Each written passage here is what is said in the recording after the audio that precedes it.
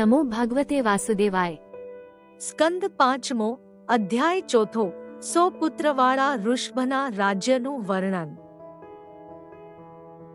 શુકદેવ કહે છે, હે રાજન, ઋષભનો જન્મ થતાની સાથે વજ્ર અંકુશાદી ચિહ્ન જોઈને પ્રજાજનો કહેવા લાગ્યા, આ રાજા થવા યોગ્ય છે।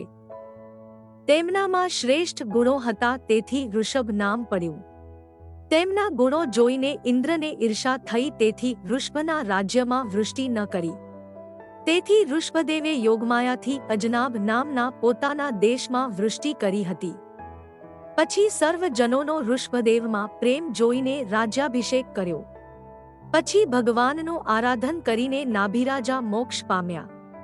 પછી ઋષભદેવે વિદ્યાભ્યાસ કરીને ગૃહસ્થાશ્રમ કર્યો।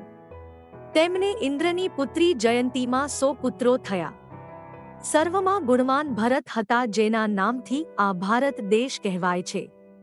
કવિ હરિ અંતરિક્ષ પ્રબુદ્ધ પિપ્પલાયન આવિહરહોત્ર દ્રુમિલ ચમસ અને કરભાજન આ 9 યોગેશ્વરો થયા હતા। ઋષભદેવ ભગવાને સર્વજનો સાંભળે તે રીતે પોતાના પુત્રોને ઉપદેશ આપ્યો। પાંચમા સ્કંદનો ચોથો અધ્યાય સંપૂર્ણ।